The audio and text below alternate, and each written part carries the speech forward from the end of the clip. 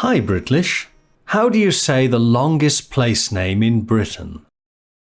The longest place name in Britain is a Welsh village called St Mary's Church in the hollow of the White Hazel near a rapid whirlpool, and the Church of St Tysilio near the Red Cave.